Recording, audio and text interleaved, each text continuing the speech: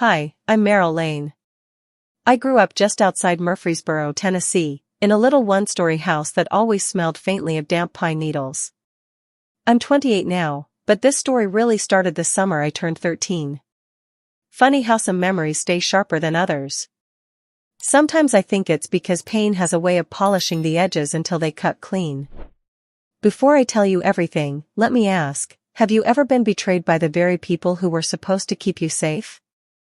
Not strangers, not schoolyard bullies, but the ones who tucked you in at night and said I love you with stale breath and tired eyes. If you have, stick around. Maybe tell me where you're watching from or if you've ever felt that same cold slap of realization. Because trust me, I'd like to know I'm not the only one. So, hi again. I'm Meryl. Daughter of Clint Lane, former steel mill security guard with more opinions than paychecks, and Paula, who spent most days swirling sugar into her coffee and ignoring the things that didn't fit her version of happy. I had a little sister, Ellie, 3 years younger, born with eyes that always seemed to be waiting for applause. In our house, if Ellie so much as sneezed, someone fetched a tissue like it was a royal decree. Our place was small enough that secrets didn't stand a chance. The living room bled into the kitchen. My parents' bedroom door was forever half-cracked, like even privacy got tired of holding its breath. In summer, the cicadas screamed so loud they drowned out the TV. Some nights, I'd lie awake listening to Clint snore through his open mouth and wonder how a person could sound so alive and dead at the same time. But I'm getting ahead of myself. Let's pull back a bit. By the time I was 12, I'd already figured out birthdays weren't really my thing. Each year was either forgotten entirely or twisted into some half-assed life lesson about humility. Like the year my dad gave me a used hairbrush and said, "You gotta appreciate the small stuff." Or the time my mom baked a plain loaf of bread instead of cake, claiming we needed to be mindful of excess. Meanwhile, Ellie had a backyard slip-and-slide bash that ended with sparklers and store-bought ice cream cake. Still, when my 13th birthday crawled up on the calendar, something felt off. Different, but in a way that made my chest squeeze with cautious hope. That week, Clint actually looked me in the eyes when he told me to mow the front yard. Paula stopped me in the hallway one morning to press a package into my hands, a simple white dress sprinkled with tiny violet dots. She smiled like it hurt. Said, "Just in case we do something special."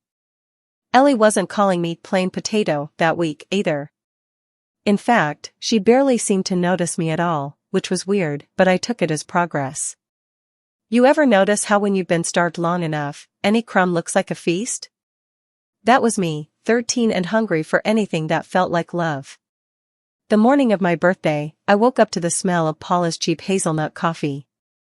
The kitchen was brighter than usual, sunlight bouncing off our chipped linoleum counters. Clint sat at the table, tapping his spoon against a mug. When he saw me, he didn't grunt or scowl. He actually smirked. "Be ready by 3, he said. "We're doing something you'll never forget." I should have known better. But what kid doesn't want to believe their parents have finally chosen them, even if only for a day? I slipped into that white dress, the one I'd hung on my closet door all week just to keep reminding myself it was real. I tried curling my shoulder-length hair with this old iron that sputtered more than it heated. Managed to get a few awkward waves before giving up. My heart was doing little flips, like maybe today would be the day I'd get my moment. Maybe we'd drive into town, grab burgers at that neon-lit diner with the sticky booths. Maybe I'd get a milkshake with extra whipped cream, and Ellie would have to sit across from me, glaring, while for once I was the center of the table. It's sad, I know, how small my dreams were. But when you've grown up tiptoeing around someone else's moods, even the tiniest bit of attention feels like winning the lottery. At 2:58, I stood on the front porch, feeling the Tennessee heat cling to my skin. A pair of robins rustled over a berry in the front yard. Clint's old red pickup pulled up, dust puffing under the tires. Ellie was already in the passenger seat, biting her thumbnail and grinning like she'd heard the best joke in town. Paula rolled down her window and waved me over. "Come on, birthday girl," she said. "Let's make this a day to remember." I laughed, actually laughed, and trotted over, heart racing. Paula climbed out and pulled something from her purse, a strip of crimson satin. It fluttered in the breeze like a warning. "It's a surprise," she said. "Blindfold time. Trust us." That's the funny thing about trust. You never realize how deep it runs until it's too late to yank it back. I let her tie that soft cloth over my eyes. Smelled like her rose lotion, faintly sweet, the way I remembered her hugs used to be. Then Clint's hands were on my shoulders, guiding me into the back seat. The seatbelt clicked. The engine roared. Off we went. At first, it was kind of magical. The wind from the open window brushed against my cheek. Clint kept chuckling under his breath. Ellie giggled so hard once she hiccuped. Paula told me I looked like a little movie star all dressed up. "You're gonna love this," she promised. And I believed her. God help me, I did. Because what else was I supposed to do? But here's the part that gets me, even now, all these years later. If you've ever walked headfirst into your own heartbreak, smiling the whole damn way, then you already know what's coming. If you haven't, stay tuned. Because that ride didn't end with milkshakes. It ended with me standing blindfolded in a field I couldn't name, with mud sucking at my heels, and the people I loved most in the world laughing as they drove away. But I'll get to that. And trust me, you're going to want to hear how this story ends. So hit that subscribe button, drop a comment telling me the worst joke someone ever played on you, and stick around. Because the joke my family played? It didn't stop at 13. It stretched out for years, until the day I decided I was done being their punchline. Growing up, our little patch of Murfreesboro, Tennessee didn't look like much. The street was lined with ranch-style houses painted in sun-faded colors. Most had chain-link fences that couldn't keep anything out. Ours was a squat, single-story place with a dented mailbox that leaned forward like it was tired of standing. In the summer, you could smell hot asphalt and cut grass. In the winter, everything went a dull shade of brown. It was nothing special, but back then, it was all I knew. Inside, our house was a patchwork of cheap throw rugs, old curtains that never quite matched, and furniture my mom picked up from neighbors' yard sales. We didn't have much, but Mom liked to say we made do. I used to believe that was noble. Now I think she was just trying to quiet her own disappointments. My dad, Clint Lane, was the kind of man who wore his work boots even on his day off. He'd been a night shift security guard at the big steel plant until his back gave out and the doctors slapped him with a permanent restriction. After that, he spent most mornings on the front porch with a mug of instant coffee, muttering about the neighbor's dog or the city taxes. His hands were always fidgeting, flipping his lighter open and closed even if he didn't light anything. I used to wonder if he was nervous or just needed something to control. Mom, Paula, moved like a ghost through the house. She'd shuffle from the kitchen to the laundry room with her mug of tea, humming soft little tunes that didn't seem to have words. Her hair was always pulled back into a messy knot that made her look perpetually on the verge of either a nap or a nervous breakdown. If Dad raised his voice, she'd lay a hand on his shoulder, say "Clint, please," and that was usually the end of it. Not because he calmed down, but because he'd smirk like he'd won. Then there was Ellie. My little sister came into the world 3 years after me, pink and chubby and screaming her lungs out. From the jump, she had this effortless magnetism. Neighbors cooed over her. Teachers gave her extra stickers for homework that was only half done. Even Dad, who barely managed a grunt when I walked in the room, would light up if Ellie twirled into the kitchen singing some pop song off-key. I used to watch them together and wonder if maybe I'd missed some essential step in being lovable. Like maybe there was a secret handshake I never learned. Because when Ellie laughed, people seemed to lean closer. When I laughed, it was usually met with a quick side-eye or, worse, silence. It wasn't all bad. Some nights, Mom would fry up skillet cornbread and we'd eat at the scratched-up kitchen table while the TV in the living room played old sitcom reruns. The laughter track drifting in from the other room made everything feel almost normal. But even then, the air in our house held this constant hum of tension, like everyone was waiting for the other shoe to drop. Maybe you know that feeling. It's not loud or violent. It's just there, a tightness behind your ribs that never really goes away. We didn't have guests over much. Dad claimed people were nosy. Mom agreed because agreeing was easier. So it was mostly just us, orbiting around each other in that cramped little house, trying not to bump into sore spots. I remember once, when I was around 10, Dad called me into the hallway to help him move a box. It was heavy, smelled like old oil rags and mothballs. When we were done, he clapped me on the back so hard I stumbled. Then he said, "See? Strong backs run in the Lane family. Just keep that mouth of yours small and you'll be all right." I didn't get it at the time. I thought maybe he was trying to be funny. Now I know it was a warning disguised as advice. Ellie didn't get those talks. She got nicknames like Baby Bird and Peach. When she spilled soda on the couch, Dad just chuckled and ruffled her hair. When I accidentally cracked a plate washing dishes, he spent 20 minutes lecturing me about carelessness. Looking back, I realize I spent a lot of my childhood waiting for someone to notice that was unfair. Spoiler, no one did. I tried to make up for it by shrinking myself, by being helpful, invisible, whatever it took. I'd vacuum the living room before anyone asked. I'd bring Dad the remote from the other side of the couch so he didn't have to lean. I'd even give up the last slice of pie without anyone mentioning it, hoping maybe they'd see me, really see me, and think, "There's our girl." It's a sad sort of magic trick, trying to earn love by disappearing. Doesn't work. All it does is teach the people around you that you'll settle for crumbs. I wonder now, do you think most families are like that? Quietly teaching some kids they matter more than others, even if no one says it out loud? Or was mine a special kind of cruel? One thing's for sure, by the time I was 12, I'd gotten pretty good at reading the room. I could tell by the way Dad set down his mug if it was safe to ask for a ride to the library. I knew from the way Mom's shoulders stiffened when the phone rang whether I should go outside for a while. And Ellie? Ellie didn't have to know anything. She just floated through the house in her bubble of charmed ignorance, calling out song lyrics and demanding snacks. I used to envy her so badly it tasted like metal in my mouth. Still, despite all that, there was this tiny, ridiculous part of me that thought maybe, just maybe, things would change. That's the part of the story I almost hate telling, because it shows just how desperate I was to believe in them. To believe in us.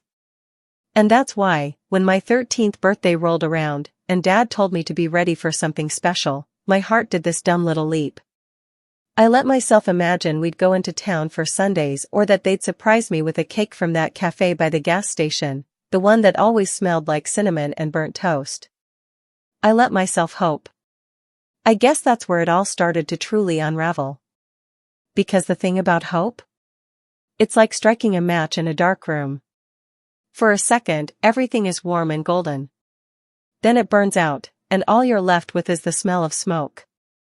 When I look back, it's almost laughable how many little signs there were. Clues scattered all over that house like crumbs nobody bothered to sweep up. Maybe I didn't want to see them. Or maybe when you're a kid, you just take whatever the world gives you and assume it's normal. I remember once when I was around 11, I came home with a cheap bouquet of sunflowers I bought at a roadside stand. They were half wilted, but bright enough to make me think Mom might smile. I handed them to her in the kitchen where she was rinsing lettuce for dinner. She blinked at me, confused, then set them aside on the counter like they were in the way. Didn't even put them in water.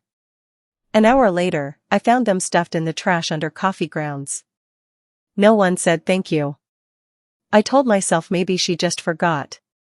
Isn't it weird how hard we work to justify small hurts? Or take the way Dad liked to watch old westerns after supper. He'd settle into that sunken spot on the couch, a plate balanced on his gut, humming along to the opening theme like it was a hymn. If I tried to tell him about a project I was working on at school, or ask if he could drop me at the library the next day, he'd hold up a hand, eyes still glued to the screen. Later, Meryl. Grown-up stuff right now. It wasn't a big blow-up. It didn't leave bruises. But it did teach me quick that my voice didn't carry much weight. Ellie never seemed to get that lesson. She'd plop down next to him, chattering about her day, how her friend Bailey let her borrow a sparkly pink lip gloss, or how the boy at church camp said she was probably the funniest girl alive. Dad would grin, flick her ponytail, tell her to hush up only after he'd heard the whole story twice. I'd stand in the doorway, hugging my elbows, trying to figure out what invisible switch she'd found that I never could. It wasn't all one big miserable swirl. There were softer moments too, which I think made everything harder to parse. Like on Sundays, when Mom would let me help with her crossword at the kitchen table, her finger tapping her lip while I sounded out clues. Or the rare afternoon Clint would take both of us fishing at the murky little pond by Old Man Healy's orchard. He'd crack open a cold soda, hand me the first sip, then ruffle Ellie's hair so hard she squealed. I lived off those scraps for years, treating them like proof that things weren't so bad. But it's funny, isn't it, how memories rearrange themselves when you finally look at them straight on? Those crossword afternoons weren't tender bonding. They were moments Mom let me hover because it kept me out of the way. Those fishing trips were less about family time and more about Dad showing off how quiet and obedient his girls were to the occasional passing neighbor. Once, when Ellie tangled her line and started crying, he scooped her up, soothed her instantly. When I did the same a week later, he barked, "Jesus, Meryl, figure it out or pack it up." I can't even tell you how many birthdays went by with barely a nod. One year I got a single slice of store-brand sheet cake while Ellie had a whole backyard cookout 3 weeks later. Balloons, burgers sizzling on the grill, her name piped in big loopy letters across a bright blue cake. I tried not to be bitter. I sliced onions in the kitchen so no one would notice my eyes watering. Told myself it wasn't a competition. But that's the thing, it always was, even if I was the only one keeping score. Do you ever wonder how long it takes to start seeing yourself the way other people treat you? I think by 12, I already knew I was background noise in my own house. It's not that they outright said I didn't matter. It's that they never bothered to prove I did. I'd come home from school, homework in hand, eager to show off a paper I got an A on, only to find Mom on the phone with her sister, nodding along to some long-winded complaint about the cost of new tires. She'd wave me off with a distracted "That's nice, honey." Meanwhile Ellie would burst through the door an hour later, announce she'd been picked to lead the church youth song, and Mom would light up like Christmas had come early. She'd clap her hands, call Clint into the room, gush about how our Ellie's got such a gift. I'd stand there, that A+ paper still crumpled in my hand, feeling like maybe I was just a spare part of someone else's family. It chipped away at me slowly. Not all at once. Like water wearing down stone. I got quieter. Stopped volunteering to read in class. Stopped inviting friends over, afraid they'd notice the way my dad barely acknowledged me or how my mom only seemed present when she was fussing over Ellie's hair.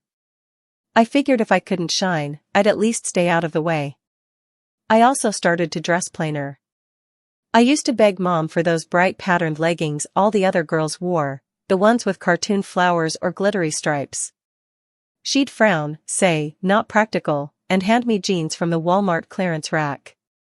After a while, I stopped asking. Pulled my hair back into a plain ponytail, wore dull earth tones. Less to criticize that way. And still, through all of this, I clung to the tiniest flickers of hope.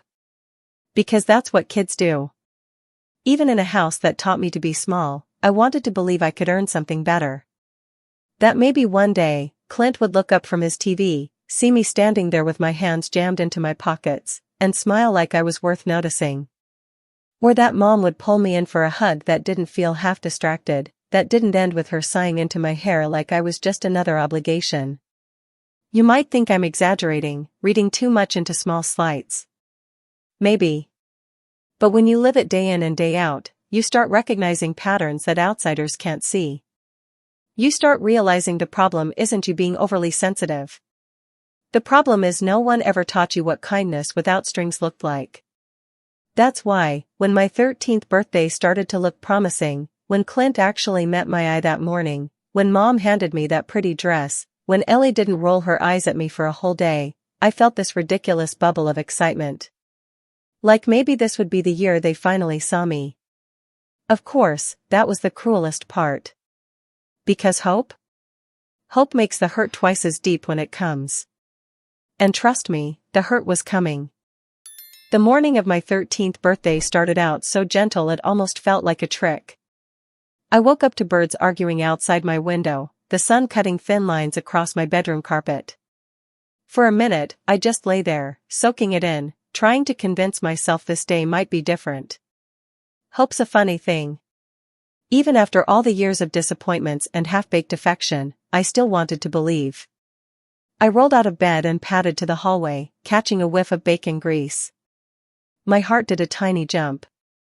Paula was in the kitchen, humming under her breath as she flipped slices in the old cast-iron skillet. Normally breakfast at our house was whatever you could grab on your way out the door. A stale toast or pastry. A banana if you were lucky.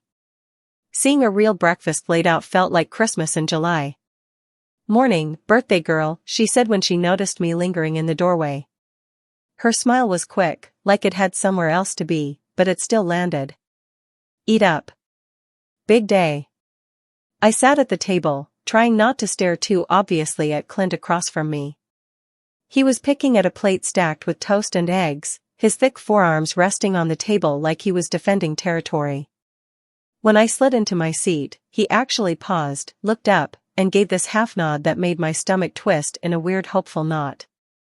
Ellie came bounding in next, her hair done up in two messy buns that made her look like she'd just stepped out of a magazine ad for carefree childhood. She didn't shoot me her usual smirk or ask why I looked like I'd just crawled out of a ditch. Instead, she popped a piece of bacon into her mouth and said, "You're wearing the dress later, right?" I blinked. "Yeah. I thought I would." She grinned. "Good. That should have been my clue that something was off." Ellie didn't give compliments.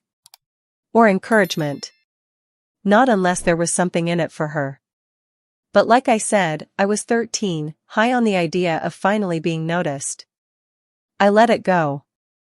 After breakfast, I took my plate to the sink and stood there for a second, my hands under the lukewarm water, just listening to the house breathe around me. Clint turned the TV on low in the living room. Some old game show where contestants shouted over each other for the chance to win a lawn mower. Paula bustled by, straightening a stack of mail that never really moved off the counter. For once, nobody snapped at me to hurry up or move out of the way. I went back to my room and pulled the dress from my closet. It was still on the hanger with the receipt crumpled in the bottom of the bag. White cotton, little purple flowers scattered across it like they'd been dropped by hand. I hadn't worn it yet. Didn't want to risk getting it dirty before I actually had somewhere to show it off. When I slipped it on, it was a little loose at the waist, but it made me feel soft somehow, like maybe I was finally allowed to be delicate. I brushed my hair into loose waves that wouldn't hold because my curling iron was practically on its last breath. Still, it was the effort that counted, right? I even dabbed on some of the peach lip gloss I'd swiped from Ellie's dresser months before. Petty victories, I know. At exactly 3 o'clock, Clint's old Chevy rolled into the driveway, coughing out exhaust like it was annoyed to be doing this. Ellie was already sitting shotgun, twisting side to side like she was too excited to keep still. Paula opened the back door and leaned in with this bright look that somehow made me feel like I was 8 again. "You ready, sweetheart?" I nodded, clutching the strap of my purse. My pulse buzzed just under my skin. Maybe we were headed to that diner in town, the one with the neon cow on the roof that served burgers bigger than my face. Maybe they'd ordered a cake, or at least a slice of pie with a candle jammed into it. I knew better than to expect big gestures, but even a tiny celebration felt like more than I'd ever gotten. Then Paula pulled something from her pocket. A strip of silky green fabric that fluttered in the breeze coming off the yard. "Gotta keep it a surprise," she said, tying it gently over my eyes. I hesitated. Couldn't help it. The blindfold was cool against my temples, smelled faintly of lavender and old drawer. Part of me wanted to ask, "Are you sure?" But what 13-year-old wants to admit they're scared their own family might trick them? I let her tie it. Let Clint's hand rest heavy between my shoulder blades as he guided me into the truck. The seat was sun-warmed, almost hot against the backs of my thighs. Ellie giggled up front. The engine rumbled to life. Off we went. For the first stretch of road, everything was light. Clint joked under his breath about potholes that'd swallow the whole damn truck. Ellie snorted so hard she snorted twice. Paula turned around and squeezed my knee, told me I looked beautiful even if I couldn't see her face. I smiled so wide it made my cheeks ache. It's strange, thinking back on it now, how real that felt. How easy it was to believe they might finally be doing something just for me. I think that's the thing that cuts deepest when people you love decide to hurt you. It's not always the cruelty itself. Sometimes it's how warm their hands felt right before they let go. Then the road changed. I could feel it under my seat. From smooth asphalt to rough gravel, then something even bumpier, like we'd veered onto a path that barely counted as a road. The cab went quiet. Ellie's laughter dried up. Paula didn't reach back for my knee again. I licked my lips, tasted peach and nerves. We finally slowed to a stop. Clint's voice was flat when he spoke. All right, Meryl. Out you go. My hands fumbled for the handle. I swung my legs out, heels sinking into soft earth. Nobody grabbed my arm to steady me. I stood there, blindfolded, breathing in damp air that smelled like moss and old wood. Waiting for someone to take my hand, whisper the next part of the plan. Instead, I heard the door slam shut. The engine revved, tires scrabbling on dirt. A burst of laughter, Ellie's, high and bright, then fading fast. That's when I knew. Whatever this was, it wasn't meant to make me smile. And that realization? It landed sharper than any slap could have. I stood there longer than I probably should have, blindfold still tied snug over my eyes, hands hanging limp by my sides. The air was heavier than back in town, thick with the smell of wet leaves and something sour, maybe old hay. I could hear the faint ticking of the truck's engine as it cooled a few feet away, then the low murmur of Clint's voice saying something I couldn't catch. Part of me expected them to jump out and shout surprise. Maybe they'd hung balloons on the branches. Maybe there'd be a table with a sheet cake from that grocery store bakery that always managed to spell names wrong.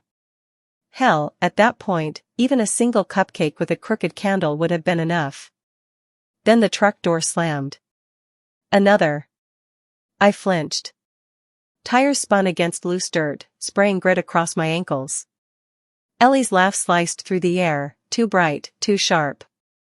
The engine roared to life, and I heard them drive off. Just like that. For a heartbeat, I was convinced it was all still part of some elaborate plan. Any second now, they'd circle back, hop out grinning, say, "You really thought we'd leave you here?" Clint would ruffle my hair. Paula would tell me to stop pouting. Ellie would squeal that I fell for it worse than she expected. And we'd all pile back in the truck, heading to a diner somewhere for cheap fries and milkshakes. But the minutes stretched out. No crunch of tires returning, no voices calling my name. Just me, standing there in that too-thin summer dress, the blindfold making everything behind my eyelids swirl gray and red. I don't know how long I waited. It felt like forever. Eventually, my own breathing started to sound too loud. My hands shook as I worked at the knot behind my head. The fabric fell away, leaving me squinting into bright light that made my eyes sting. I wasn't standing anywhere special. Just a patch of churned-up ground with weeds reaching for my knees. A dilapidated barn slouched nearby, half its boards sagging like they'd given up a long time ago. The door hung ajar, revealing cobwebs stretched across old rusted tools, a wheelbarrow missing a wheel, and piles of dry leaves that looked like they'd been gathering for decades. That was it. No people. No cake. No balloons. Just an old barn, a dirt lot, and a sky so wide it made me feel tiny.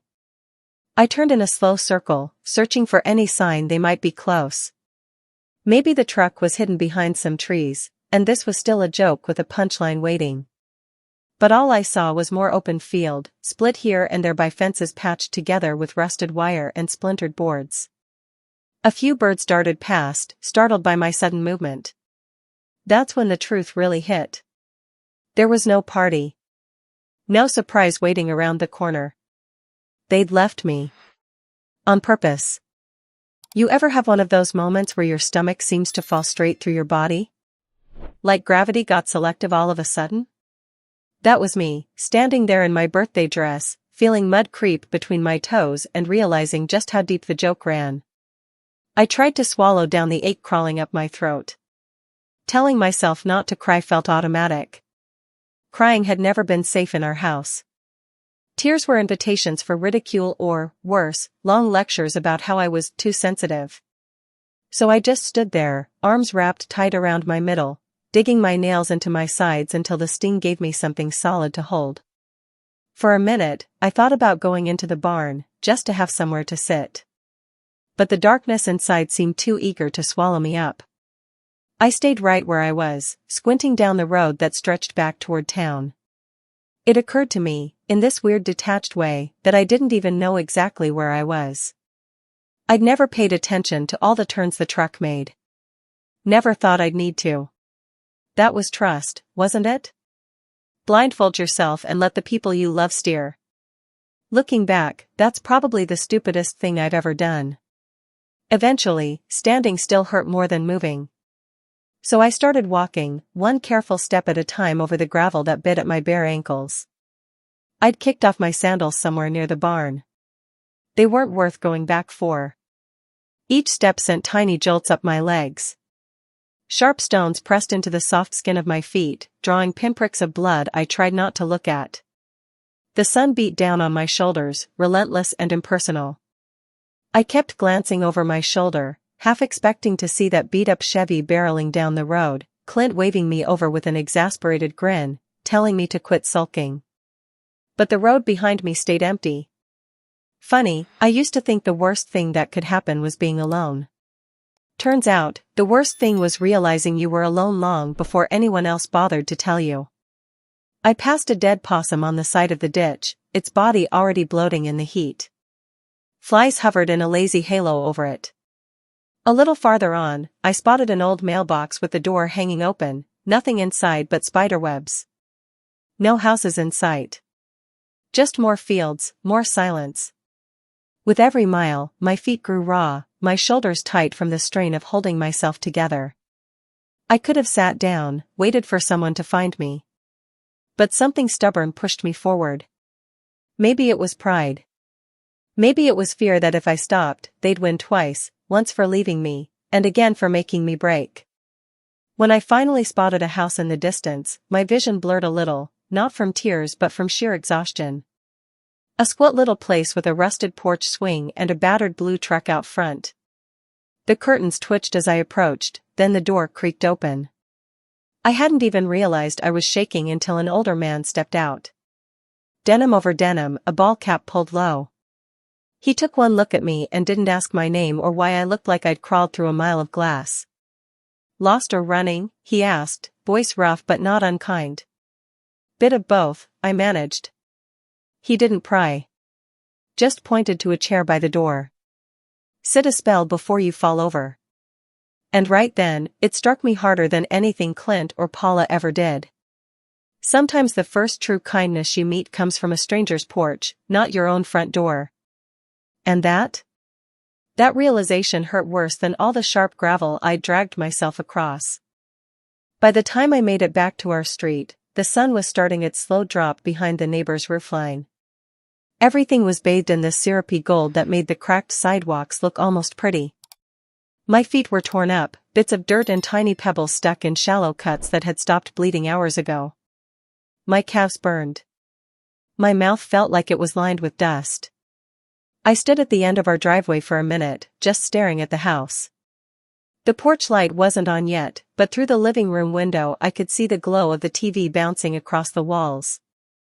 Inside, Clint was probably in his usual spot, beer sweating on the side table, remote perched on his thigh like a lazy pet. Paula might be in the kitchen reheating leftovers, humming off-key to whatever song was stuck in her head that week. Ellie would be stretched across the couch, phone in hand, thumbs moving faster than her thoughts ever did. Part of me wanted to turn right back around. Keep walking until Murfreesboro was nothing but a smudge on the horizon. But where would I go?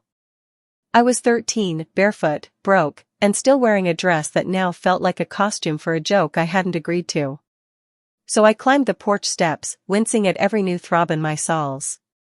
The screen door squealed like always. I half expected someone to jump up, startled by my return, maybe even worried. But Clint didn't even glance over. He was slouched deep in his chair, eyes fixed on some late-day baseball game. Paula stood at the counter pouring boxed wine into a glass big enough to drown in.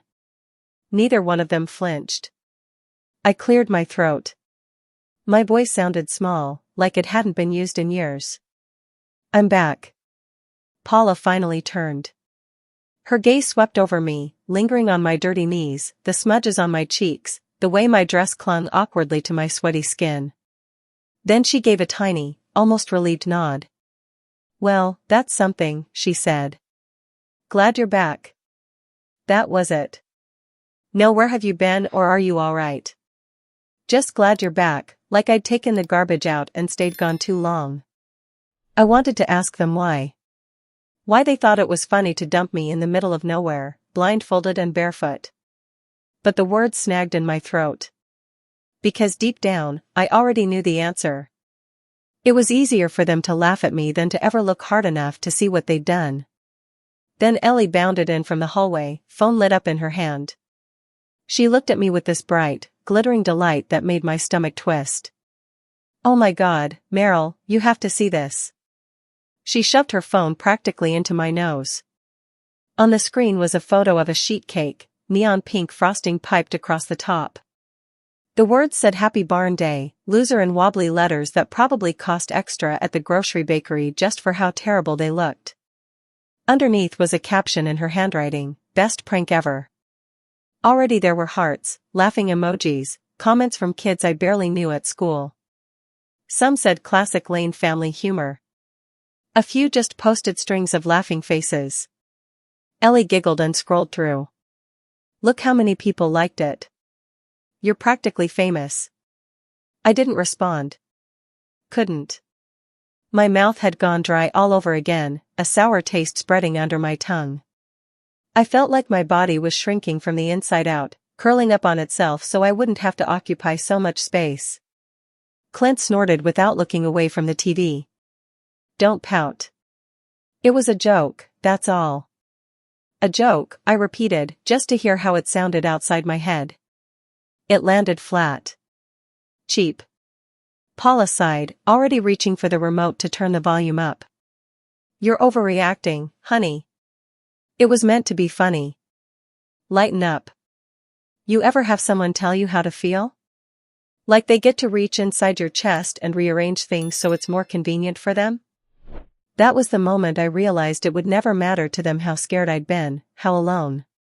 My hurt was an inconvenience, something to dismiss with a bored wave of the hand. Ellie tapped her phone against her palm, still beaming. "Anyway, everyone at school's gonna die when they see this. It's already getting reshared. I bet by tomorrow, half the 8th graders will be talking about it." I turned away before she could see the hot prickle behind my eyes. I would not give her the satisfaction of tears. Crying in front of Ellie always felt like showing a magician your secret deck of cards. Upstairs, I closed my bedroom door softly, pressing the lock even though it never really worked. My room was the smallest in the house, just enough space for a twin bed, a dresser missing 2 knobs, and a mirror propped up on the floor. I caught sight of myself and almost didn't recognize who was looking back. Hair limp from sweat, skin streaked with dirt, lips still tinted faint peach from the gloss I'd thought made me pretty. I sat on the edge of the bed and tried to breathe slow. In through the nose, out through the mouth, like one of those stress posters in the nurse's office at school. It didn't work. My chest still felt caved in. Downstairs, I could hear the faint buzz of the TV, Clint's laugh blending with canned audience laughter. Paula's voice floated up next, low and comfortable, asking Ellie if she wanted leftover spaghetti. It was like I didn't exist. Or worse, like I existed only as the punchline to some family story they'd tell at parties, everyone howling over how gullible little Meryl had been. You ever wonder what would have happened if you'd spoken up sooner? If I'd stood in that living room, dirt caked on my feet, and screamed at all of them for how cruel they were, maybe it wouldn't have changed anything. Maybe they still would have laughed. But sometimes I still lie awake and imagine it. Imagine my voice sharp enough to slice through their smug smiles. That's the thing though. Back then, I didn't have sharp. I barely even had loud. I only had small. Small was safer. Small kept the peace. Or at least, that's what I thought. But that was the night something inside me cracked just enough to let the cold slip in. I didn't know it then, but that was the beginning of the end. And if you stick around, I'll tell you exactly how far that crack spread. It didn't take long for the story to travel. By Monday morning, I could feel the shift the second I stepped into the school hallway. You know that weird hush that rolls through a crowd right before something mean happens? That's exactly how it felt walking past the row of faded blue lockers. Heads dipped together, shoulders bumped, and then came the whispers, followed by a couple of sharp giggles that weren't even trying to be discreet. Someone had printed out the photo of the pink cake Ellie posted and taped it to my locker. They added a drawing of a cartoon barn next to it, complete with little puffs of smoke curling out of the windows. In big marker letters underneath it said Happy Barn Girl Day. Real original. I stood there a second too long, hoping it might vanish if I blinked hard enough. Of course it didn't. So I peeled it off, shoved it into my backpack, and tried to keep my face blank. Acting like you didn't care was the only armor I had left. You ever wonder why people are so quick to pile on once they smell blood in the water? I think about that a lot. Maybe it makes them feel safer, like if they're pointing at you, nobody's looking at the cracks in their own lives. The next couple weeks were a mess of snickers behind my back and half-whispered jokes that weren't clever but still cut deep. One afternoon, I opened my locker to find someone had stuck a little plastic cow inside, right on top of my textbooks. Its painted eyes looked up at me, frozen mid-moo. I just stared at it for a second, then closed the locker again, leaving it there like a tiny white witness. In history class, some kid pulled up a grainy video on his phone, my sister's post making the rounds. The pink cake. The caption. My name tagged underneath, so there was no question. He turned to show his friend, who let out a loud snort that made the teacher glance up. But she didn't say anything. Just went right back to droning on about the Missouri Compromise like the social map of our classroom wasn't shifting with every tap of a touchscreen. At lunch, I started sitting at the far end of the cafeteria, near the windows that looked out on the parking lot. Easier to watch the cars than risk catching someone's smirk across the table. I'd nibble on my sandwich, tearing the crust into tiny bits, pretending to be fascinated by the breeze stirring the dust outside. Funny how quickly you can train yourself to shrink. I stopped raising my hand in class. Stopped wearing the coral hoodie I used to love because I figured bright colors were just asking for more comments. Faded jeans, gray t-shirts, hair pulled back tight so there was nothing for anyone to tug. I basically tried to become wallpaper. Home wasn't any better. Ellie would show me new likes or comments on her post like it was some fun family milestone. Look, someone from the high school said it was the best prank they've ever seen. She'd laugh, head thrown back, all pearly teeth. I'd nod like that was perfectly reasonable. Because what else could I do? Tell her she'd crossed a line when I didn't even know where lines were anymore? One night I came downstairs for a glass of water and caught Clint on the phone with one of his old work buddies. They were talking about the mill closing down for good, how everyone was either moving out or getting part-time work at the feed store. Then, just like that, the conversation veered to me. Yeah, Meryl's still quiet as ever, Clint said, a chuckle scraping out of his throat. Which is fine by me. Less talking, less drama. His buddy laughed too, like that was the best parenting wisdom he'd heard all week. I stood there in the hallway, back pressed against the cool wall, my glass of water forgotten. Something in my chest folded over on itself. I used to think silence was safety. Now I realized it was exactly what they wanted from me. A daughter who didn't make noise. Who didn't make them look too closely at anything. That was somehow worse than every stupid cow joke taped to my locker. Worse than Ellie's giggles or the cafeteria whispers. Because it meant the people who were supposed to love me weren't clueless. They just didn't care enough to want more. After that, I made myself smaller on purpose. Stopped joining them for dinner, claiming homework or a headache, anything to avoid sitting under the yellow kitchen light where laughter could turn on me without warning. Clint didn't seem to mind. Paula just brought my plate up to the counter for easy access later, no questions asked. It's amazing how quickly a family can adjust to your absence when they never truly made space for you in the first place. At school, the joke slowed down eventually. Not because people grew kinder, but because they got bored. The internet coughed up new memes, new humiliations, someone else's turn in the spotlight. But the weird thing was, even after the cow toys stopped showing up, after nobody taped anything else to my locker, the damage didn't fade. It calcified, turned into something I carried around like a stone in my pocket. You might think after all that, I'd break down crying in the bathroom between classes. Maybe fall apart in my bedroom with the door locked and a pillow clutched over my face. But it didn't happen like that. I didn't have big cinematic sobs. I just grew quieter, colder. Started reading books about wilderness survival and military strategy like they were holy texts. Highlighted lines about preparation, mental toughness, the value of self-reliance. Because I decided if the world wasn't going to give me soft places to land, I'd better stop expecting them. I'd better build my own spine out of something sharper than hope. Still, there were nights I'd lie awake and wonder what it would have been like if even one teacher had pulled me aside. If Paula had knocked on my door and asked if I was okay instead of just sliding my plate across the counter. If Clint had looked up from his TV and realized maybe keeping a kid quiet isn't the same thing as keeping her safe. But that never happened. So instead, I learned how to be alone. How to be my own witness. How to start planning for the day I'd leave, not because I wanted them to chase me, but because I needed to prove to myself that I could get gone without their permission. And that seed? The one planted right there in the middle of all those silent dinners and cheap jokes? That was going to grow into something they couldn't predict. Something they couldn't laugh off. But I'll get to that. Trust me. This story's just getting started.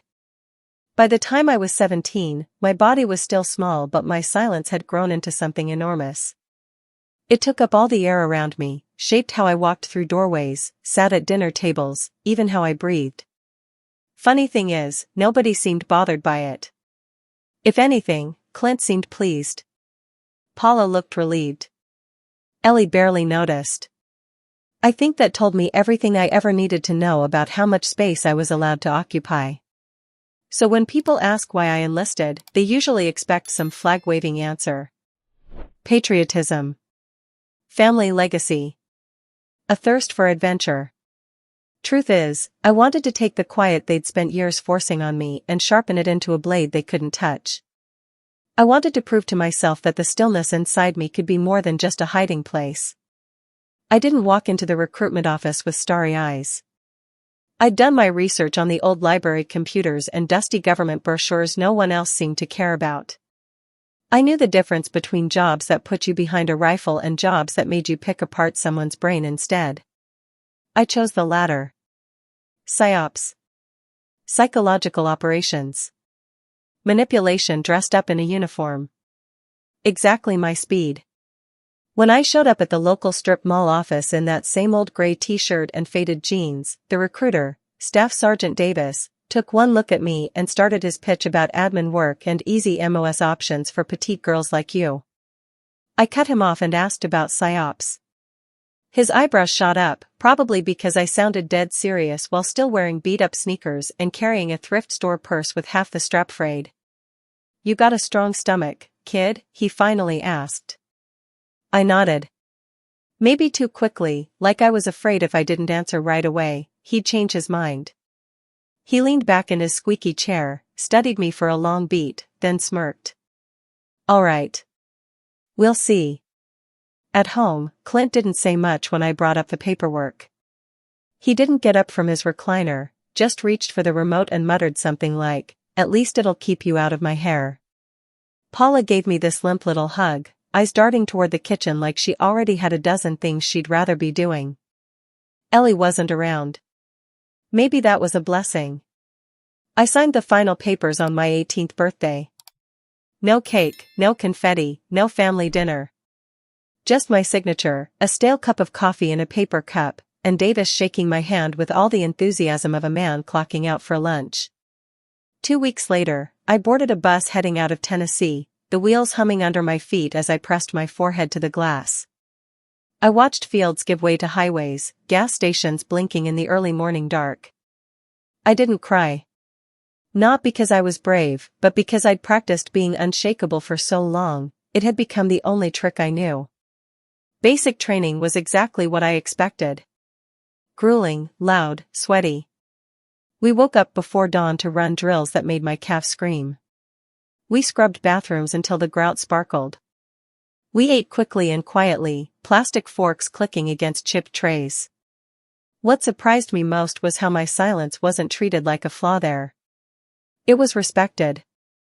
Useful, even. One of the drill sergeants used to bark at the loudmouths in our group, telling them, "Mouths run faster than brains.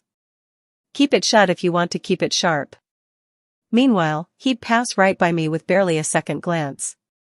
I started to realize that sometimes saying nothing made people more nervous than spilling every thought you had. It was a new kind of power I'd never known. When I got to my advanced training for PsyOps, that feeling doubled. We sat in small, sterile classrooms learning how misinformation worked. How people would latch onto a lie quicker than any boring fact, so long as it made them feel safer or angrier or more seen. We ran simulations, practiced with fake broadcasts, even did little mock interrogations where I learned exactly how to keep my expression flat enough to make someone else squirm. My instructor, Sergeant Molina, was a sharp woman with close-cropped hair and a stare that could cut through concrete. First day she met me, she didn't ask where I was from or what my family was like. Just nodded and said, "Lane, you've got a good read on people. Use it. But remember, we don't break them for fun. We do it to get what we need." I didn't say out loud that I'd been trained for that my whole damn life. At home, staying silent kept me safe. Here, it made me effective. It was the first place I'd ever been where my survival instincts weren't seen as awkward or antisocial. They were assets. I leaned into it hard. Nights in the barracks were quiet except for the hum of ceiling fans and the occasional groan of old pipes. I'd lie on my bunk staring at the underside of the bed above me, running over everything I'd learned that day. Key phrases that opened people up. Psychological tells that gave away lies. How fear could make a grown man hand over everything he swore he'd protect. I started to carry a little green notebook with me, tucked into the inside pocket of my uniform. Filled it with phrases, observations, even scraps of overheard conversations that seemed to reveal something true about human nature. It became my personal manual on how to understand the world, so much more honest than any bedtime story I'd ever been told back home. You ever stop and wonder if maybe all the painful lessons you learned as a kid end up being the very things that keep you alive later? I used to think that was a sad way to look at life. Now, I'm not so sure. Maybe it's just efficient. By the time I finished my training and got my orders for overseas, I wasn't scared. Not really. Because the truth was, I'd already survived the hardest war I'd ever face. It didn't look like a battlefield. It looked like a living room with mismatched couches and a dad who taught me to keep my mouth small. But I'll tell you what. When they handed me that final assignment folder and I saw my name stamped on it in clean block letters, I felt something unexpected. Not pride, exactly. More like certainty. I knew I was finally going somewhere they couldn't reach me. Somewhere my silence wasn't just tolerated, it was lethal. And that was only the beginning of the story. Because I was about to learn just how much damage a quiet person could do when she finally decided to stop being the joke. Stick with me. It gets even sharper from here. I was 23 when I got sent out to Helmand. That part of Afghanistan didn't look like any war movie I'd ever accidentally watched back home on Clint's old box TV. The ground was dry and cracked, peppered with tiny purple wildflowers that somehow forced their way through the dust. Villages clung together in clusters of mud-brick homes, goats picking their way through narrow lanes like they owned the place. If you stood still long enough, you could almost believe there wasn't a war happening. Almost. Our PSYOPs team was small. Just 6 of us running tight rotations under Staff Sergeant Molina. She'd mellowed out a bit since training, or maybe I'd just learned how to read her better. She was the kind of person who didn't waste energy on small talk. If she asked how you were, it meant she really wanted to know. One of my teammates, Booker, was a lanky guy from Wyoming with sunburned ears and a laugh that started deep in his chest. He talked a lot about cattle auctions and how he missed the dry wind back home. We weren't close, exactly, but we had an easy rhythm. He'd save me the last protein bar from our supply kits, and I'd make sure to keep my questions sharp and clean during debriefs so he didn't have to stumble through awkward follow-ups. Funny how you can build a kind of quiet loyalty without ever saying much out loud. Then there was Operation Red Hill. Our intel said a local elder was moving weapons through a village that hadn't seen coalition forces in months. Low risk, just talk and verify. We were there to listen, read between the lines, sift fear from fiction. It should have been a sleepy run. When we rolled in at dawn, the place was too still. No kids playing in the dirt, no women at the wells. Just shuttered windows and the smell of something metallic cooking under the sun. Molina didn't say it, but her hand rested near her sidearm the whole time. That was enough to keep my spine alert. Booker and I peeled off together, working down an alley narrow enough that our shoulders nearly brushed the walls. He pointed at a house with a door slightly ajar, lifted his eyebrows. I nodded. Standard. He stepped in first. I didn't hear more than a muffled shuffle. Then a crack, loud and flat. Booker stumbled backward into me, eyes wide, hands clutching at his throat. Blood gushed between his fingers, hot and startling against my skin. I remember trying to say something, maybe his name, but all that came out was a strangled sound. He collapsed into me. I lowered us both to the ground, hands trying to press down on the wound like that might convince it to stay closed. His mouth worked around words he couldn't shape. Then he went limp. Just like that. The first real person who ever seemed to look out for me in uniform was gone, slumped across my lap in the dirt of a village whose name I couldn't pronounce. We found the shooter behind a thin curtain inside. A boy. Couldn't have been older than 14. The rifle he held was longer than his arms were strong. His eyes were wide and watery, like he hadn't quite figured out if he was still supposed to be angry or if it was finally safe to be scared. We took him in.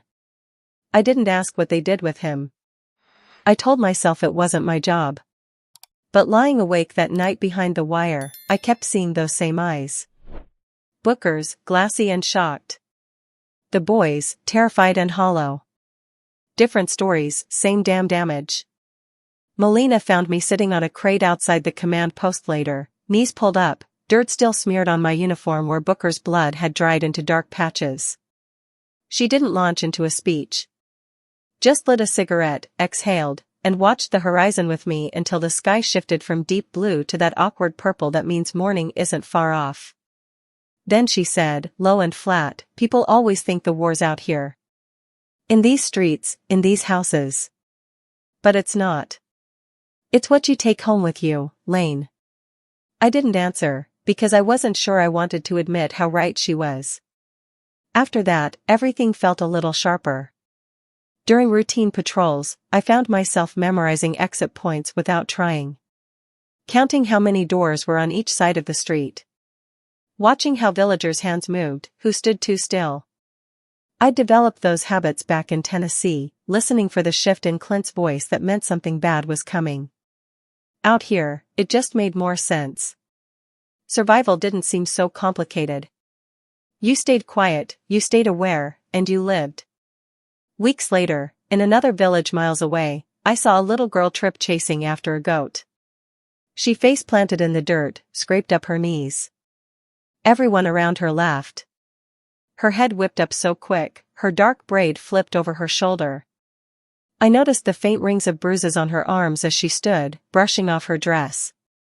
When I handed her a leftover ration bar from my pocket, her eyes widened like I'd offered her a diamond. She snatched it and ran before I could say anything. That look stuck with me for hours. Maybe because it was so familiar. Maybe because I knew exactly what it was to be grateful for scraps. It hit me later that night while I was lying on a thin cot under humming fluorescent lights, my boots stacked by the door just in case. Booker was gone, the boy was probably locked up or worse, and that girl would keep growing up in a place that didn't care if she got bruised again tomorrow. Different continents, same twisted lessons. And here's the part that still bothers me. I didn't feel broken by it. I felt clear. Like every ugly piece of my childhood was just prep work for understanding how pain gets passed along. From fathers to daughters. From soldiers to children. From one country to another. Maybe that sounds bleak. Or maybe it just sounds honest. Before I drifted off, I thought about something I'd once scribbled in the margins of my green notebook back in training. The line said, "You don't rise to the occasion, you fall to your level of preparation." I guess the sad truth is, I'd been getting prepared my whole damn life. I just didn't know it until the bullets made it obvious. Stick around. Because this story doesn't end with me broken on a battlefield. It bends somewhere else, into something even sharper. And trust me, that part's worth hearing. Coming home didn't feel like coming home. That's probably the simplest way to put it. My flight back dumped me in Dallas on a muggy afternoon. I still had the faint hospital brace on my knee from the ligament tear that ended my deployment early. Sat between a toddler kicking the seat in front of me and a guy who coughed every 5 minutes into his fist. By the time we landed, my shoulders were locked so tight I felt like my ribs were hugging my lungs. Nobody waited for me at the arrivals gate. Clint didn't show, obviously. Paula might not have even known I was landing that day. And Ellie, well, by then we hadn't spoken in nearly 2 years. I dragged my single battered duffel across the polished floor of the terminal, blinking under those harsh fluorescent lights that made everyone's skin look like cheap wax. Outside, I paid a cab too much to drop me at a rundown motel off I-35. The place smelled like old cigarettes and the floral air freshener they probably sprayed once a week to pretend it didn't. That first night, I lay on a lumpy mattress, staring at the water stain on the ceiling that looked vaguely like a turtle if you squinted. I tried to remember what it was like to feel rooted somewhere, to belong. Came up empty. After a few weeks of ping-ponging between cheap rooms and day shifts at a grimy all-night diner, I started hunting for something different. Not just work, but meaning. I know that sounds cheesy. I used to roll my eyes when people talked about finding purpose. But once you've seen the way pain passes down from person to person, house to house, country to country, you start wondering if there's any way to break the chain. Then one afternoon I found it. Or maybe it found me. I was scrolling through local property tax records, don't ask why, sometimes insomnia makes me weird, and I stumbled on a listing for an old ranch house outside Waco. It was abandoned, back taxes unpaid, basically left to rot. But the name on the original deed made me sit up straight. Eileen Decker. My grandmother on my mom's side. The one we stopped visiting after I was 6, right around the time Clint decided her opinions were more trouble than they were worth. Turns out she'd willed the house to me, specifically. Paula tried to contest it years ago and lost. And now it was still there, waiting like an old dog on a porch hoping someone might come back.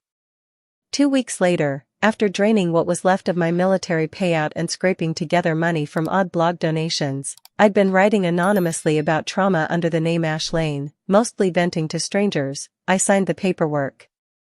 Just like that, the house was mine. The first time I unlocked that front door, the whole place seemed to exhale around me. Dust motes danced in the sunlight, drifting through cracked windows. The kitchen smelled like old cedar and stale thyme. I walked through room by room, palms brushing the faded floral wallpaper, half expecting to see my grandmother in the doorway telling me to take off my shoes. In a back closet, I found a box stuffed with brittle letters. Most were grocery lists or clipped coupons. But one was different. Addressed to Paula, scrawled in my grandmother's careful hand. I sat on the scuffed floorboards and read it twice, trying to keep my breath steady. It was basically a plea. Asking Paula to stand up for me. Warning that Clint was damaging us in ways no one would see until it was too late. If you won't protect Meryl, who will? The last line read. I didn't have a good answer. Maybe that's why I folded the letter up and stuck it in a fireproof lockbox, labeling it Legacy with a fat black marker. Because for the first time, I thought maybe the cycle could end with me. That's how Havenlight started. Not as some big non-profit dream, but as a tiny idea scratched on notebook paper. What if there was a place for women who got told too many times that they were crazy or too loud or too fragile? What if there was a house where no one rolled their eyes if you needed to sob into a pillow at 3 a.m.? I hired 3 women from a local veteran support group to help me gut the place. Melissa, a mechanic with laugh lines deeper than any I'd ever seen. June, who used to teach 3rd grade before her own family decided she was too much work to keep around. And Cass, a cook who barely talked but whose eyes softened every time she watched someone take a second helping without asking permission. We tore up moldy carpet until our hands blistered. Painted the front porch a warm sunflower yellow. Planted lavender and rosemary by the mailbox so the breeze would carry something sweet. June found an old porch swing at a flea market, polished it up until the wood gleamed, and hung it from the big oak out front. Inside, we knocked out a half wall to make room for a long wooden table. I wanted a space where people could eat together without feeling watched. We put sticky notes on every bathroom mirror. Some said, "You are not too much." Others just had smiley faces. Tiny rebellions against every house we'd ever lived in that made us feel like burdens. When the first guests showed up, women with duffel bags, not suitcases, I realized how overdue this was. They moved through the rooms carefully, like they were waiting for a trap to spring. The first night, we all sat in the living room on mismatched cushions, sipping chamomile tea. Nobody forced introductions. Nobody asked for stories. We just existed together, quietly, like that was the most radical thing we could do. Later, I stood on the porch alone, feeling the boards creak under me, watching fireflies spark across the dark yard. I used to think healing had to look like some grand forgiveness speech. Like standing face to face with your abusers and announcing you were okay now. But maybe it was simpler. Maybe it was building a place where no one had to apologize for the mess they still carried. That night, I dug a little hole near the rosemary bushes and buried a slip of paper that said, "We are not their damage." Wrote it in black ink, hands shaking. Covered it up and patted the dirt flat. When I stood back, the yard looked the same. But inside me, something had shifted. And that's just the start of how Havenlight grew from an old haunted house into something alive. A place built by women like me, for women like us. A place that didn't need Clint's approval or Paula's half-hugs to be real. I'll tell you what happened next. Because the real reckoning hadn't even begun. Not until the past decided to knock on Havenlight's front door.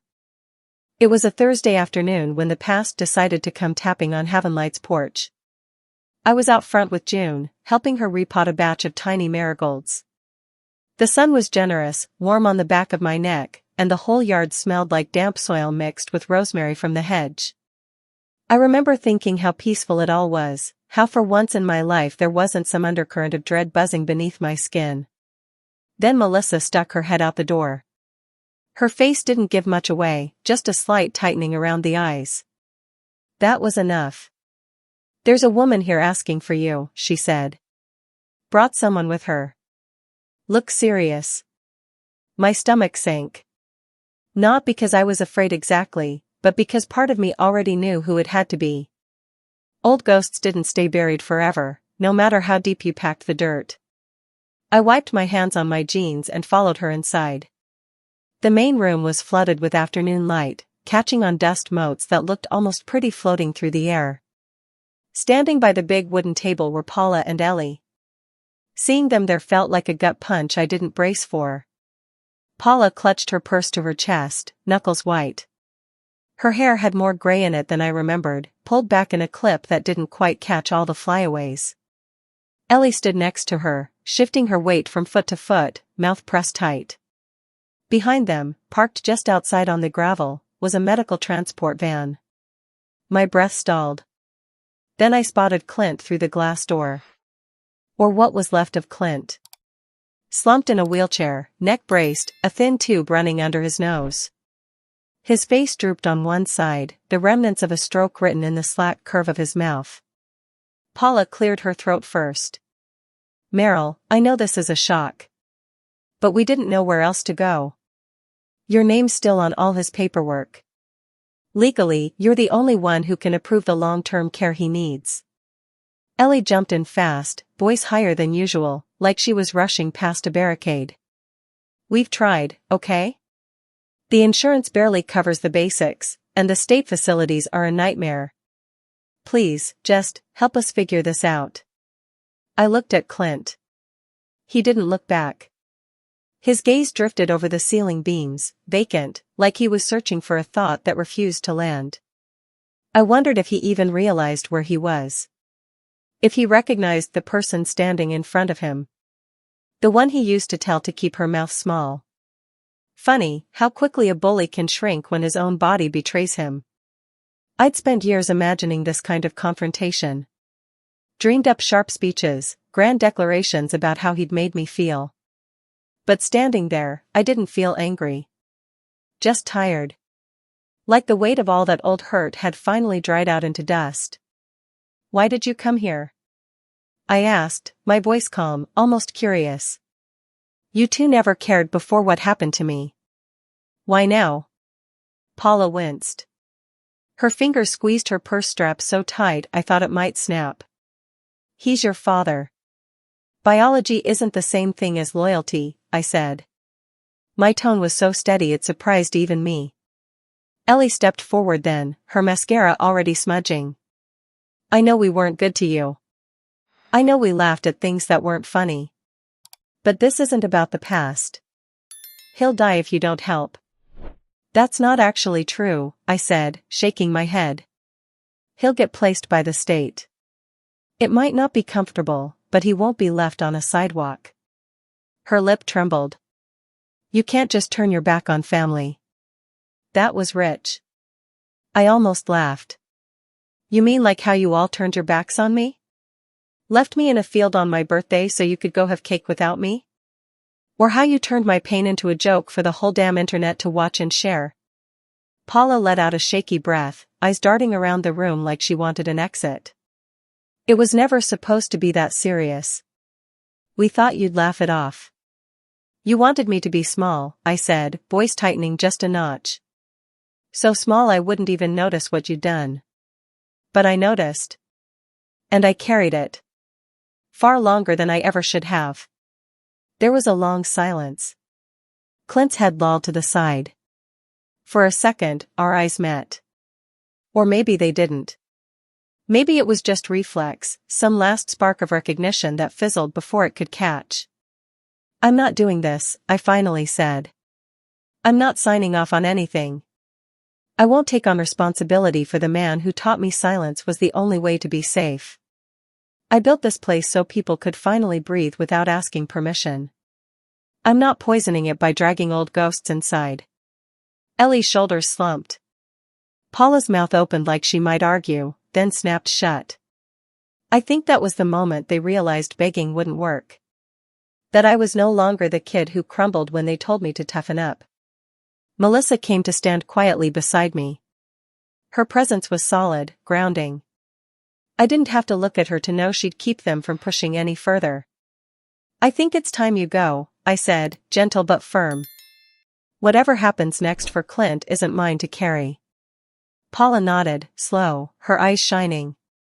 Whether that was regret or just fear of having to deal with it herself, I couldn't tell. Ellie helped wheel Clint back out to the van, her shoulders shaking. I didn't reach to hug her. Didn't say it was okay. Because it wasn't. And that was finally allowed to matter. After they left, I stepped out onto the porch, the boards warm under my bare feet. The rosemary bushes rustled in the breeze, carrying that sweet, sharp scent up to my nose. For the first time in what felt like forever, I let my shoulders fully drop. You ever think about how many years we lose trying to fix people who broke us? How many heartbeats get spent hoping they'll one day wake up different? I used to believe that was love. Now I think it's just a sneaky kind of self-erasure. I didn't feel triumphant watching them drive away. It wasn't a victory lap. It was just relief. The quiet around me wasn't heavy anymore. It felt clean, like fresh sheets after too many nights sweating through nightmares. And that, more than any revenge or apology I could have wrung out of them, was exactly what I needed. But trust me, the real final reckoning still hadn't come. That would arrive in a different way, one I never could have predicted. I'll get there soon. Stay with me. Not long after Paula and Ellie packed Clint into that van and drove off, I found myself on the porch at dusk, nursing a chipped mug of black coffee that had gone cold an hour earlier. The yard hummed with cicadas, their buzzing weaving in and out like background music I hadn't asked for but didn't mind. From where I sat, I could see the rows of marigolds we'd planted last month, their bright orange heads still stubbornly upright even in the thick July heat. Inside, the house was alive in its own quiet way. Melissa was rearranging books on the communal shelf, muttering under her breath about how romance novels kept migrating to the middle when they clearly belonged on the bottom row. June was in the kitchen, humming off-key while she kneaded dough for tomorrow's bread. The air smelled like yeast and rosemary, simple and warm. I leaned back in my chair, felt it creak under my weight, and let my eyes drift shut. If you'd told me a few years ago that I'd find peace in a house full of strangers who carried their own jagged histories, I would have laughed. Back then, I didn't even believe peace existed for people like us. I thought we were born marked, doomed to spend the rest of our lives tiptoeing around the mines other people planted under our feet. But here we were. Still jumpy sometimes, still triggered by raised voices or doors that shut too fast. Yet alive. Breathing. Choosing to stay. That felt like a miracle more profound than any I'd ever heard in church. Sometimes a new guest would arrive with shoulders so tense it looked like they might snap. They'd hover on the porch steps, gripping the straps of their bags like shields. I'd step out, say, "Hey, welcome. You're exactly where you're supposed to be." The relief that would wash over their faces made every splinter I ever pulled out of these old walls worth it. You ever notice how a person's eyes change when they realize they're safe? Not happy, not even comfortable, just safe. It's like some small trapped animal inside them finally lies down to rest. I've watched it happen here a dozen times. Each one tugs at something deep in me, something that used to curl up tight around my ribs. Clint died about 6 weeks after that day on the porch. I found out the same way most people learn their fathers have stopped existing, a short, impersonal email from a local agency that used phrases like final arrangements and next of kin responsibilities. I read it twice, then closed my laptop and went out to water the lavender. Didn't cry. Didn't even feel much. Maybe that sounds cold. But when someone's ghosted you your whole life, the news of their actual ghosthood doesn't hit the way people expect. I did gather up all the old legal documents though, the denial of responsibility forms, even the handwritten letter Ellie left behind begging me to reconsider. I burned them in a small tin bowl behind the house. The flames ate them greedily, turning pages into soft gray curls. I stood there until it was all ash, then scattered it into the flower beds. If Clint ever tried haunting me, he'd have to wade through sunflowers first. A couple weeks later, I started writing. Not blog posts, not journal scraps, but something longer. A story that was part confession, part map. I talked about the field where they left me. About the heavy hush of our living room when Clint wanted everyone silent. About how trauma isn't always loud or obvious. Sometimes it looks like a father flipping through TV channels, ignoring the daughter right in front of him. The book wasn't polished. I didn't soften the edges or write neat moral conclusions. But it was mine. When I finished, I sent it to a small indie press out of Portland that specialized in stories about survival. A few months later, they wrote back. Said they wanted to print it. I didn't dance around the kitchen or scream into a pillow. Just nodded, like my body finally understood something my heart had been whispering for years. We weren't invisible anymore. Havenlight grew slowly after that. A local reporter did a story on us, snapped photos of June's bread and Melissa's carefully organized book stacks. The article went semi-viral, enough that my inbox filled with messages from women across the country. Some wanted to come stay. Others just needed to say thank you for building something they didn't know they were allowed to dream about. And I keep thinking, why shouldn't we have places like this? Places where it's normal to cry while chopping carrots or to read your favorite novel twice in 1 week because the first time you couldn't focus. Where no one calls you needy for sleeping with a nightlight, or complicated for flinching when someone drops a plate. I used to think the world didn't have room for people like us. Now I know the problem wasn't the world. It was the small circles we let define our worth. Some mornings, I walk the gravel path around the property with my coffee, feeling the stones shift under my bare feet. The sun cuts through the oak leaves just right, dappling the ground with shifting patterns that make me slow down whether I want to or not. And I'll whisper, mostly to myself, "You're okay now." Even if it's just for today. I guess that's the thing no one tells you about healing. It doesn't mean the hurt disappears. It just means you've stopped letting it be the only story you tell. So if any of this felt too familiar, if you've ever been the kid no one picked first, or the teenager who learned silence was cheaper than conflict, or the adult who still flinches at footsteps in the hallway, I hope you hear me when I say you're not alone. And you're not broken. Just tender in ways the world doesn't always value. That's its failing, not yours.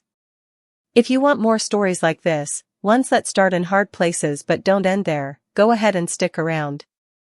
Subscribe, leave a comment, even share a bit of your own history if it feels right. Because trust me, the more we tell the truth about where we've been, the less power those dark corners keep. And who knows? Maybe together we'll figure out that soft isn't weak, that quiet isn't empty, and that the bravest thing you can do sometimes is simply stay.